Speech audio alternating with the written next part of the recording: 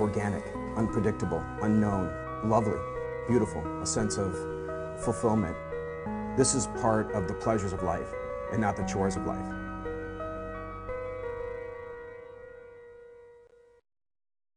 On this edition of Daily Iowan TV, safety questioned in cab rides, another sexual assault reported at the University of Iowa. And jackpot, how the state of Iowa could win big under a proposed law. And in sports, a special Monday edition of 5 Things. All that and more next. Daily Iowan TV is ready to go.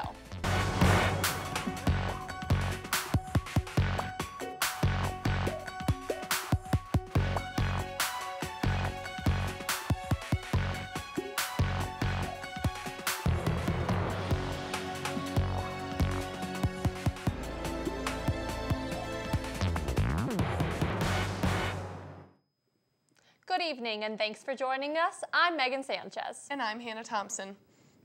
We begin tonight with news of another reported sexual assault at the UI, this time coming from the seat of a taxi cab in downtown Iowa City. Police have begun an investigation into an alleged unwanted sexual advance of a female by a cab driver that occurred Sunday night. It is the third such report in the past month. All 3 cases cite a middle-aged non-white male as the accused attacker. A mass email was sent to all UI faculty and students Monday afternoon on how to stay safe. Are you aware of what taxi cab you're getting into? Each taxi cab has its own plate, and then also the information of the taxi will be on the inside of the vehicle. And regarding the numerous reports of sexual assaults this school year, UI President Sally Mason addressed student safety in her monthly Q&A with the Daily Iowan Monday morning.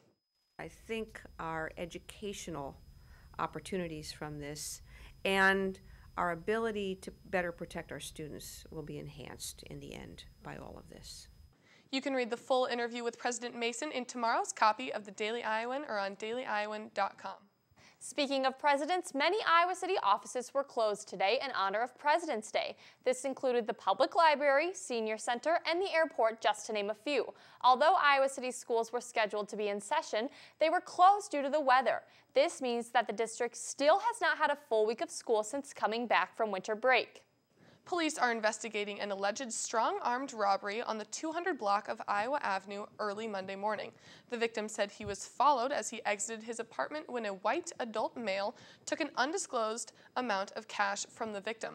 A hawk alert was sent out for a similar scenario 2 weeks ago at the Old Capitol Center downtown, though no hawk alert was sent for this incident. An Iowa City man is being charged with drunk driving after allegedly driving his car into a house. Police responded to the crash, which occurred on Dodge and Page Streets in the early hours of Saturday. Police found the car empty, but later located 31-year-old Carl Ryan staggering down the sidewalk. Police reports indicated Ryan was very intoxicated, showing a blood alcohol content of 0.24. Police found paperwork with Ryan's name on it in the car, and he had the keys to the vehicle in his pocket. Ryan is charged with a second offense operating a motor vehicle while intoxicated. That's an aggravated misdemeanor. Much more still coming your way on Daily Iowan TV. A big victory for same-sex couples in the U.S., but what it will mean for Iowa. And in sports, Iowa looks to take their 4th straight road win for the first time in 3 decades. The piles and the piles of snow we saw this morning might make it hard to believe, but we'll actually be getting a bit of spring this week. We'll hand it over to our own Megan Horahan to tell us when we can hang up those winter coats. Megan? Thanks, guys. You might be able to this week. It was a snowy morning today with a temperature of 34, but the snow has stopped for now, giving plows some time to clear the roads. Tomorrow morning, we'll start off at 33 degrees, and by afternoon, we will be reaching near 40 degrees, and by the evening, we'll drop to 33. Hopefully, the cloudy skies tomorrow will begin to recede throughout the week, but as of now, it looks like they will continue to linger. Taking a look at the rest of the week, students might finally be able to pull out a light jacket. Temperatures will be at a high of 38 on Wednesday and remain in the upper 30s till the end of the week, with a chance of rain on Thursday. I don't know about you guys at home, but I'm ready for some of that warm weather. That's all I have here. Back to you guys at the desk. Thanks, Megan. In a milestone for the LGBT community, spouses of same-sex marriage couples will be provided death benefits, prison visits, and the right to refuse to testify against their partner in all areas of federal jurisdiction. According to CNN, that will include 34 states where same-sex marriage is not recognized. Iowa Senator Tom Courtney talked about how this would affect Iowans. I think a lot of folks now have realized that their objections were actually much ado about nothing. Iowa's moved on, and I think this latest ruling just makes Iowans see that we were right in the first place to do this. We were right in the first place to say that who you fall in love with and who you marry should make no difference, and that you should be treated equally. Now, Iowa may not be seeing major changes in terms of same-sex marriage benefits, but a big change could be coming to our state. We'll hand it over to Daily Iowan TV's Reed Chandler for this week's Political Alert. Imagine the excitement of Vegas in your living room. Well, thanks to the internet, that could be happening soon. Iowa is one of 10 states thinking about legalizing internet gambling, and while the law is still in its early stages, it could spell trouble for local casinos. Our own Melissa Dawkins shows us how Iowa may soon hit the jackpot. Someday soon, all of this could be just a click away, legally. It's going to happen, right? Internet gaming is going to happen. Legal internet gambling is a concept both the federal government and the state of Iowa have flirted with over the past few years. Most forms of online gambling are illegal everywhere except Nevada, New Jersey, and Delaware. All three states legalized some form of online gambling, from just poker to a full suite of games, in 2013. But should Iowa join that list, new taxes could rake in some big money for the state. I'm thinking they were estimating around $15 million is the projected revenue the state of Iowa would make. But as the state cashes in, smaller casinos like Riverside Casino and Resort, just a quick drive from Iowa City, could lose out. You know, we're not involved in it really, and we're not a supporter of it. Here's why. If internet gambling does become legal, many believe the big casino chains will take over the online industry. Riverside's general manager says they won't even try to compete in the online gaming world if it is legalized. And for him, it's not a question of if, but when. Legislators don't think the bill will see much play this session, but they are divided on it. Some are concerned about how it will be regulated.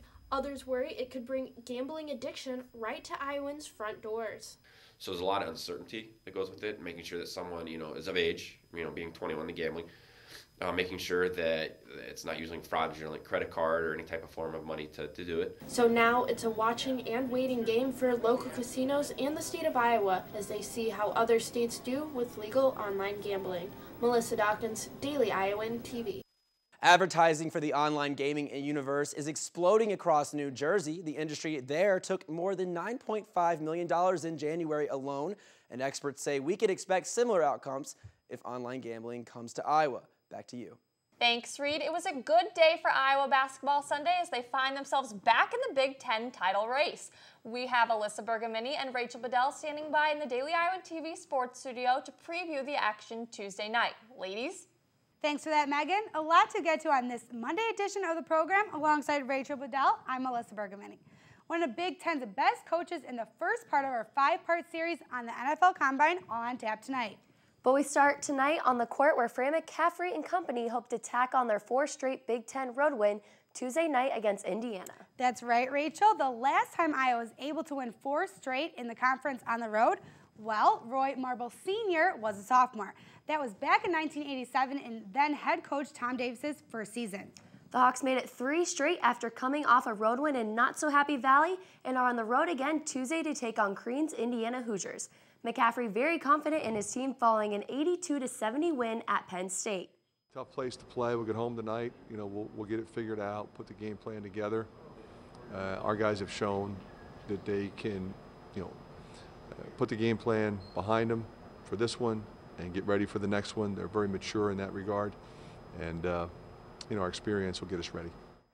Sophomore Mike Gazelle and the younger Marble both scoring in double digits against the Nittany Lions and both anticipating another hard-fought match inside Assembly Hall. Another road game. You know, anytime you're playing on the road in the Big Ten, you really got to bring your A game.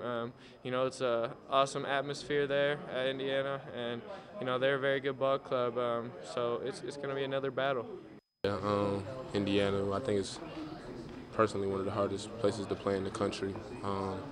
So it's gonna be definitely a battle. And they're gonna come ready to play. They're trying to still get some wins, trying to make a late season push for to try and get into the tournament and stuff like that. So they're gonna play with a lot of hunger. A lot has changed since these two teams last met up. For starters, exactly 1 year ago, the Hoosiers were ranked #1 in the country. Now, after losing 4 of last season's starters, the Hoosiers are sitting at the 10th spot in the conference. We caught up with Hoosiers head coach Tom Crean back in late October about his youth-filled roster. What Will Sheehy and Yogi Farrell are trying to provide for us on the sense of on the floor and in the sense of the way they're trying to help make it even more competitive, the way they're trying to lead. Basketball in the stretch run of their season. Iowa football, well, they are still months away from kicking off their 2014 season. That being said, a number of Iowa players from last year's squad will be under the microscope this coming weekend at the NFL Scouting Combine in Indianapolis. We start our 5-part series with tight end C.J. Fedoretz. The 6'7", 265-pound tight end was instrumental to the Iowa's turnaround in 2013, with the senior hauling in 30 catches for 299 yards and 6 touchdowns. Even more impressive was the big tight end's consistency and durability. Iowa's big man was a fixture in the Iowa lineup for years as both a receiving threat and a run blocker, making him an ideal fit for a number of NFL teams. More of all 5 of the Combine invitees coming up throughout the week in the pages of the Daily Iowan and right here at Daily Iowan TV. But we end tonight with a special Monday edition of Courtside's edition of 5 Things. Taylor Axelson and Jalen Sochek both standing by and ready to take things over. Ladies. Hello and welcome again to 5 Things. I'm Taylor Axelson. And I'm Jalen Sochek. Each week we're going to count down 5 new facts on Iowa basketball to give you guys a whole new insight into the team. So let's get to it. In one season, Gabe Olashani has gone from having potential to flat out proving to Hawkeye fans that he deserves to be on that court. That's right, Taylor. Gabe is averaging 16 minutes a game, and within that quarter of an hour, he's shooting 51% from the field and 73% from the line. He has not yet started a game this season, but let me tell you, he has 16 more blocks than Malsan Basabi and 23 more blocks than Adam Woodbury. He has scored in double figures on 8 occasions this season and has also had 4 double-doubles, which is more than any of his teammates. And he's doing all of this and more 4,000 miles away from home. Gabe came here from London to play in Iowa City. He shares his home country with Big Ben, fish and chips, and those big red double-decker buses. And those aren't the only differences between London and Iowa City. Gabe told us 5 things that were different for him on and off the court. I think one of the main differences was there's a longer shot clock here. It's 35 seconds opposed to 24, so I think that's a good thing. We have a lot more time to make decisions. So yeah, that was an adjustment. The second thing was you can't take the ball off the rim. So when someone shoots a shot, you can't go up there and grab it off the rim. You have to wait for it to come down. I think the first time I ate a burger in America, I asked for no gherkins, and I think the cashier was kind of confused. So eventually, after a few minutes, I explained that I guess they're pickles as well. So it took a while. So yeah. How'd you eat salads over there? Salads was a lot different. I used to eat them plain. I didn't really use ranch before I came here or any type of dressing, so that was weird. We actually called fries chips back home, and we actually called chips crisps. So it was kind of confusing at first, but I think everyone's pretty much used to the words I use now. I cannot imagine not having ranch. I mean, if his career works out here, maybe they can make a burger downtown that has gherkins on it. That's all we have for today. Thanks for hanging out with us, and we will see you next week where we'll be passing 5 new things your way. Back to you guys at the desk. Only with Daily Iowan TV can you get a sneak peek into tomorrow's pages of the Daily Iowan. Old becoming new, learn about the UI's plans to renovate a staple site on campus.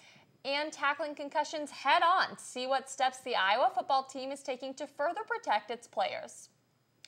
Before we leave you tonight, get this. A South Carolina woman was jailed over a late fee on a movie 9 years old. Kayla Michelle Finley spent a night in jail after forgetting to return Monsters Ball back in 2005. Finley received a misdemeanor charge for failure to return a video. So you movie buffs out there, make sure you check under your beds for any old rentals. Well, that's your latest edition of Daily Iowan TV. Be sure to check us out at the same time tomorrow or anytime online at dailyiowan.com. Thanks for watching and have a great night.